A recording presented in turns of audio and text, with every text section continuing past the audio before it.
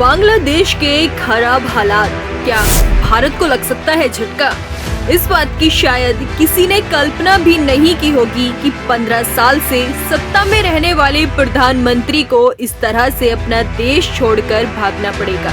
सोमवार को शेख हसीना ने पहले तो प्रधानमंत्री पद से इस्तीफा दिया और फिर बांग्लादेश भी छोड़ दिया। बांग्लादेश के इतिहास में ये पहली बार है जब किसी प्रधानमंत्री को सत्ता गंवाने के बाद देश छोड़ना पड़ा। ये हैरान इसलिए भी करता है क्योंकि इसी साल जनवरी में हुए चुनाव में शेख हसीना की पार्टी अवामी लीग ने 2/3 से ज्यादा सीटें जीती थी।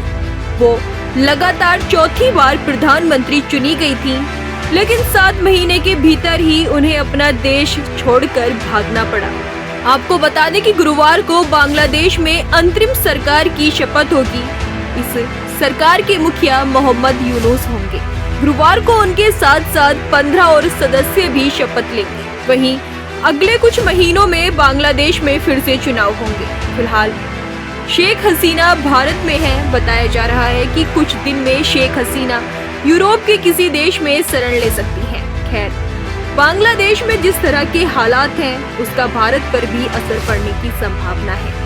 भारत के पड़ोसी मुल्कों में बांग्लादेश ही अब तक ऐसा था जहां न सिर्फ राजनीतिक स्थिरता थी, बल्कि भारत से रिश्ते भी बेहतर थे। बांग्लादेश में शेख हसीना की सत्ता जाना भारत के लिए एक बड़ा झटका है।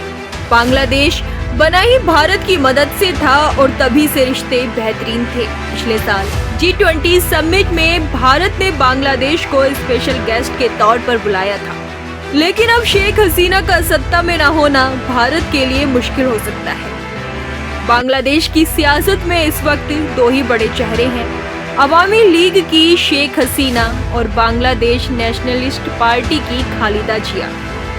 3.5 दशकों से बांग्लादेश की सत्ता कभी खालिदा जिया तो कभी शेख हसीना के पास ही रही है, लेकिन भारत के लिहाज से बांग्लादेश की सत्ता में शेख हसीना का रहना ज्यादा फायदेमंद है।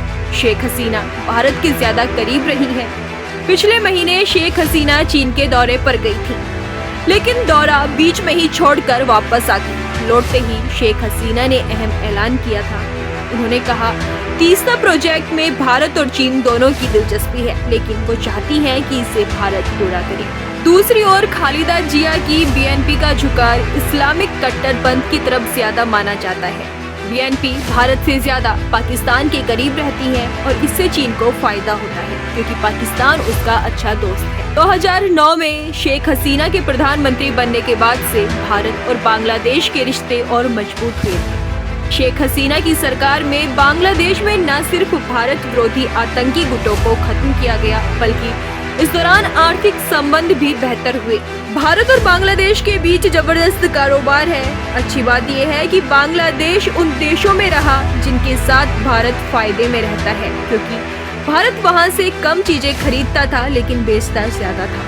अब बांग्लादेश के मौजूदा हालातों का असर कारोबार पर पड़ने की संभावना है। 2 दिन से बॉर्डर भी बंद है और जब तक हालात नहीं सुधरते दोबारा इसके खुलने की उम्मीद भी नहीं है।